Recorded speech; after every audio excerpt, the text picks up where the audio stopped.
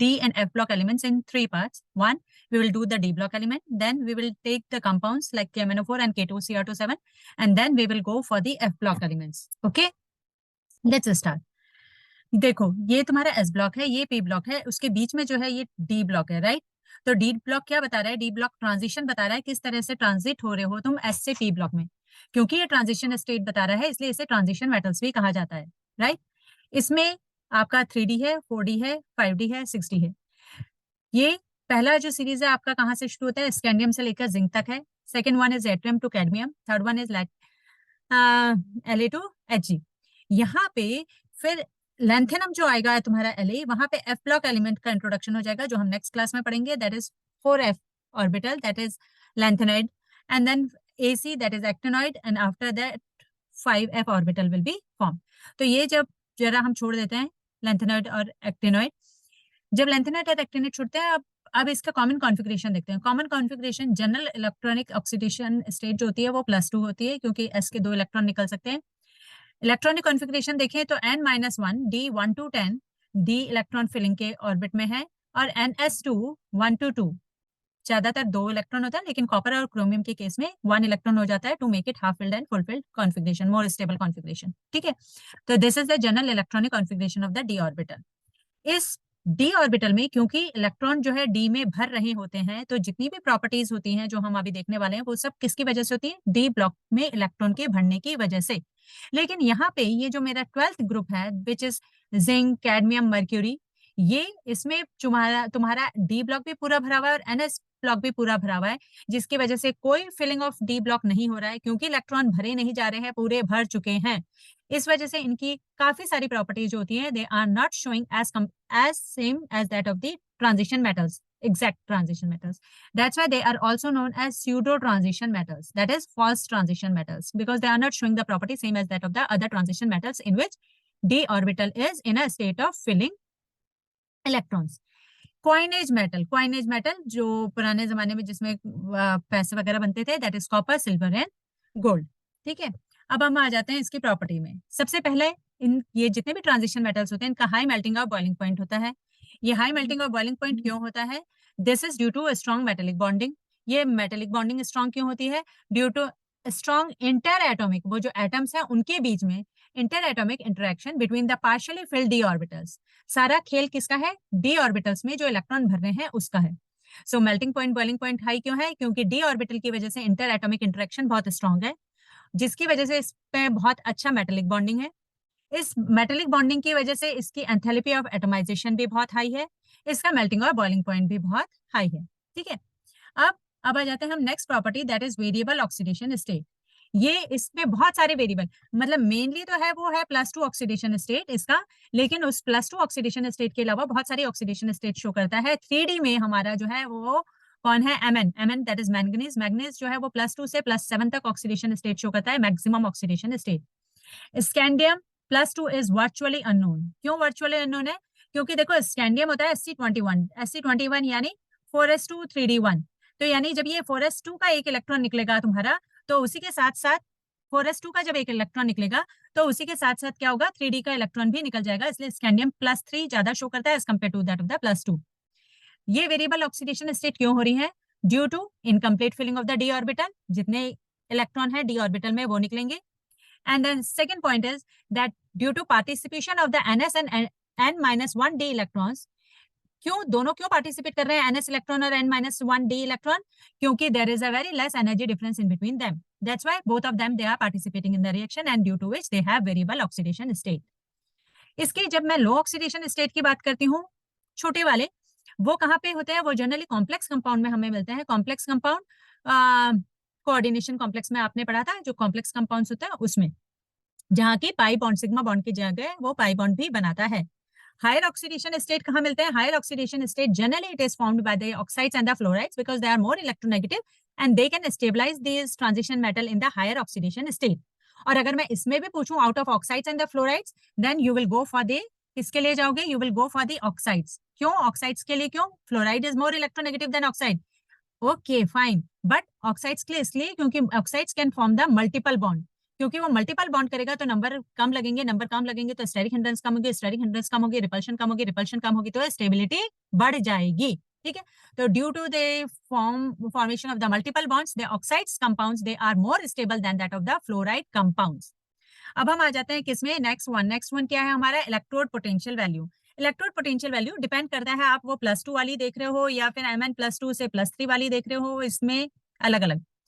यानी simple way में हम ये देखेंगे जब भी जो भी हमारा कंपाउंड है वो अगर हाफ फिल्ड या कंप्लीटली फिल्ड अगर ऑर्बिटल में होगा यानी स्टेबल होगा, तो जब भी वो स्टेबल होगा तो उसका इलेक्ट्रोड पोटेंशियल वैल्यू कैसी होगी, हाई होगी।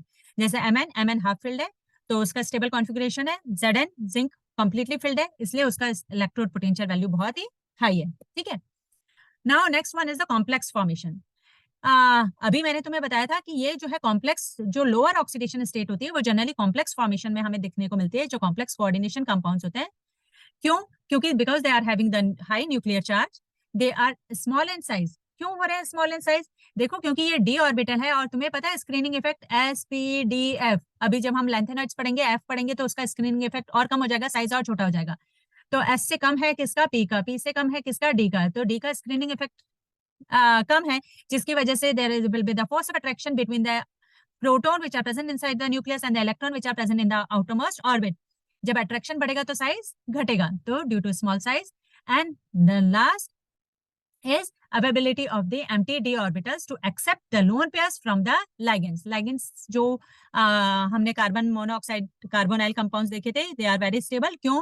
क्योंकि बैक बॉन्डिंग हो रही थी, सिनर्जिक बॉन्डिंग हो रही थी। क्यों? क्योंकि वो लोन पेयर उनके एक्सेप्ट कर रहा था। ठीक है, next one is the magnetic properties. Magnetic properties में they are showing the two types of the properties, one is known as paramagnetic they are showing when they are unpaired electron are present, they are generally colourful compounds, and diamagnetic when they are paired electrons and generally they are colorless compounds।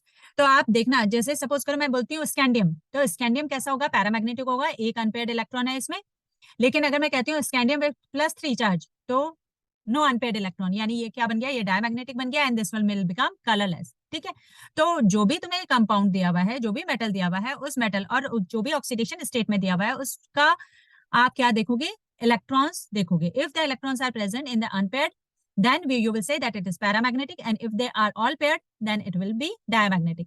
ध्यान रखना, अगर मैं कहती हूँ मेरे पास 2 unpaired electron है और दूसरे के पास 4 अनपेयर्ड इलेक्ट्रॉन है, तो no doubt more the number of the unpaired electron more strong paramagnetic character it was having. ठीक है, मैग्नेटिक कहाँ से निकाल सकते हैं मैग्नेटिक मोमेंट? मैग्नेटिक मोमेंट के लिए हमारे पास फॉर्मूला है square root of n+2 where n is the number of the unpaired electron and the unit is Bohr magneton।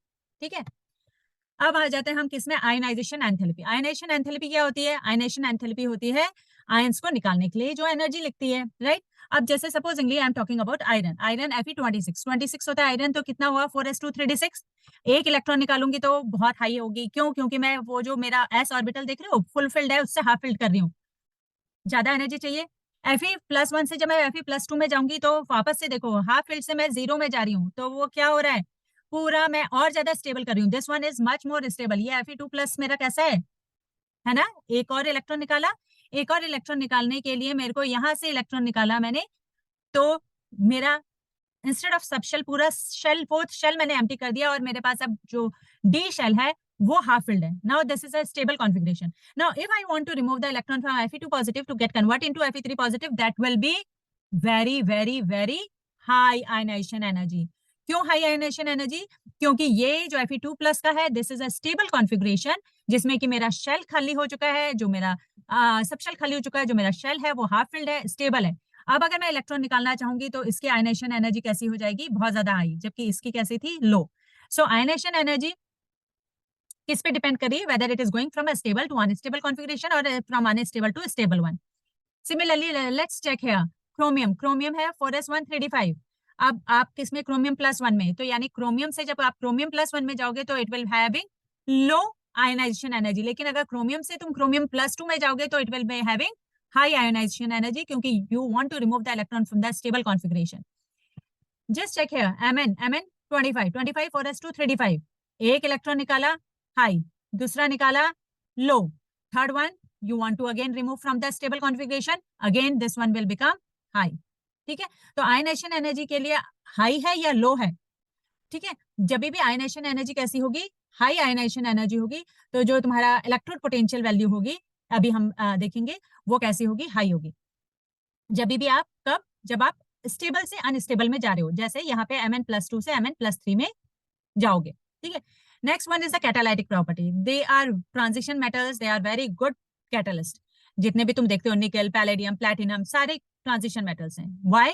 Because they have variable oxidation state, तो वो एक ऑक्सीडेशन स्टेट में किसी के साथ कंपाउंड बनाते हैं, and then in another oxidation state they can get separated out. So variable oxidation state उसको बहुत हेल्प करता है। And the second is the ability to form the complex due to the formation of the pi electrons. अब आ जाते हैं alloys formation. Alloy formation में क्यों होता है, ये जितने भी एलॉयज होते हैं, जैसे तुमने बचपन से पढ़ा, ब्रास है, ब्रॉन्ज है, copper plus zinc, copper plus tin, ये सारे एलॉयज जनरली किसके बने रहते हैं, ट्रांजिशन मेटल्स के होते हैं। ट्रांजिशन मेटल्स के क्यों होते हैं, क्योंकि ये होमोजीनियस सॉल्यूशन तो ठीक है, क्यों है, क्योंकि ये जो है सेम साइज के हैं, क्योंकि सेम साइज के हैं, दैट्स व्हाई इनका जो मिक्सिंग होता है, that mixing is very easy. Now next we will go for the interstitial compounds. When we are talking about the interstitial compounds, होते क्या है ये interstitial compounds? Interstitial compounds ऐसे compounds होते हैं जो बड़ा सा compound है और उस compound के बीच में जो है गैप छूट गया, और वो जो interstices spaces हैं, यानी जो lattice हैं, उस lattice में कोई दूसरा वहां पे घुस गया, ठीक है। तो due to empty spaces in their lattice, the small atoms like that of the carbon, nitrogen, hydrogen, they can easily accommodate in it, and that's why they are ready to form the interstitial compounds. अब अगर ये interstitial compound बनाएंगे तो होगा क्या, वो जो interstitial compound होगा उसका मेल्टिंग पॉइंट बढ़ जाएगा, it will become more hard, it will become chemically inert, but it will retain its metallic conductivity, and that's why we are forming the interstitial compounds. इसलिए हम इंटरस्टिशियल कंपाउंड्स बनाने के लिए बैठे हैं, ठीक है। Now atomic and ionic sizes. Generally हम जब एटॉमिक आयनिक साइजेस की बात करते हैं, तो जब हम लेफ्ट टू राइट जाते हैं तो साइज क्या होता है, कम होता है, ऊपर से नीचे जाते हैं तो साइज क्या होता है, बढ़ता है। लेकिन यहाँ पे ये जो हमारी सेकंड सीरीज है और जो थर्ड सीरीज है, यानी ये जो मेरा 4D और ये जो मेरा 5D था, इसमें 4D तो ठीक है, ये 5D से पहले मेरा 4f ऑर्बिटल का इंट्रोडक्शन हो जाता है। और अभी अभी मैंने बताया तुम्हें SPDF, F की स्क्रीनिंग इफेक्ट और कम हो गई, यानी lanthanoid. And due to this 4f introduction of the 4f orbital, that is lanthanoid contraction, the size of the 4D and the 5D is approximately same. क्योंकि इनका आयनिक साइज क्या हो जाएगा, सेम हो जाएगा, second transition metal, second D और third वाले, यानी 4D और 5D का। And that's why zirconium and hafnium, they are having the same, they are showing the same physical and the chemical properties. क्यों? क्योंकि इसका अप्रोक्सीमेटली 160 नैनोमीटर है और इसका 159 नैनोमीटर है, means they are having the same size. तो और जितना दे प्रॉपर्टी जो साइज पे डिपेंड करती है, ऑब्वियसली है साइज सेम है तो प्रॉपर्टी सारी सेम होंगी, ठीक है। अब लास्ट वन बहुत इंपॉर्टेंट है, क्या, देखो ये सारा खेल जो है वो हमारा किसका है, वो हमारा है ऑक्सीडेशन स्टेट स्टेबिलिटी का। डी और इलेक्ट्रॉन प्रेजेंट है और कितना स्टेबल है। यहाँ पे आप देख रहे हो Chromium+2 जो है वो रिड्यूसिंग होता है, जबकि Mn+3 जो होता है वो ऑक्सीडाइजिंग होता है। तो जब मैं बोल रही हूँ Mn+3 ऑक्सीडाइजिंग एजेंट है, इसका मतलब Mn+3 को खुद क्या होना पड़ेगा, रिड्यूस। रिड्यूस किस में होगा, वो Mn+2 में। Let's write the configuration of Mn+2 and Mn+3। Mn+3 जो है वो है 3d4 4s0, जबकि Mn+2 जो है वो है 4s0 3d5। What do you think, कौन ज्यादा स्टेबल है? करेक्ट, Mn+2, क्योंकि ये हाफ फील्ड है, ये ज्यादा स्टेबल है। ज्यादा स्टेबल है तो Mn+3 किस में जाना चाहेगा, it will try to get converted into Mn+2। तो Mn+3 क्योंकि खुद Mn+2 में जाएगा, तो यानी खुद वो रिड्यूस होगा, तो no doubt this will act as a very good oxidising agent, right. अब यहाँ पे आ जाते हैं किसमें, क्रोमियम। क्रोमियम के केस में वो बोल रहा है chromium is why chromium is +2 is a reducing agent. तो इसका मतलब क्रोमियम अगर रिड्यूसिंग एजेंट है तो इसका मतलब खुद वो ऑक्सीडाइज हो रहा है किसमें, Cr+3 में। Let's write the electronic configuration of chromium, Chromium+2 and Chromium+3, ठीक है। यहाँ पे +2 जो है उसमें है 3d4, +3 में है 3d3, राइट। इधर या तो मैं कहूँ Chromium+1 जिसमें वो d5 हो, या फिर है Chromium+3। +3 में जब मैं बोलती हूँ तो ये 3d3 होता है। 3d3 is a half filled configuration, that is T2G, जो हमने कहाँ पढ़ी थी, coordination compound, crystal field stabilisation energy. क्योंकि ये हाफ फील्ड है, जब वो मेरा जो 5d ऑर्बिटल थे वो जो मेरे डिवाइड हो गए थे किसमें, T2G और EG में, राइट। T2G और EG में डिवाइड हुए थे। तो ये जो मेरे ऑर्बिटल्स जो डिवाइड हो रहे हैं, इनमें स्टेबिलिटी किसमें है, हाफ फील्ड कॉन्फिगरेशन हो जाता है मेरा T2G का, because it is half filled configuration, that's why Chromium+2 is getting converted into Chromium+3, खुद ऑक्सीडाइज हो गया और बिहेव कर रहा है as a very good reducing agent. Clear है? इसी तरह से एक और देख लो, चलो ठीक है, Fe+2। और Fe+3। अब बताओ भाई ये Fe+2 Fe+3 क्या होगा, ऑक्सीडाइज होगा, रिड्यूस होगा। तो यहाँ पे तुम देख रहे हो Fe+2 में 3d6 है, Fe+3 में 3d5 है, which one is stable, Fe+3, right. तो यानी iron Fe+2 is getting oxidise to Fe+3, क्योंकि खुद ऑक्सीडाइज हो रहा है, तो no doubt it will behave like a reducing agent. Okay, chromium, chromium में अभी अभी हमने देखा chromium +2 is getting oxidized to +3 and that's why it will also behave as a reducing agent। अब मेरे पास प्रॉब्लम ये आ गई कि ये भी रिड्यूसिंग एजेंट है, ये भी रिड्यूसिंग एजेंट है, तो कौन अच्छा, कौन अच्छा? ठीक है, इलेक्ट्रॉनिक कॉन्फ़िगरेशन पहले तुम कैसे लिखते थे, 2n² से लिखते थे, 2 8 16 32।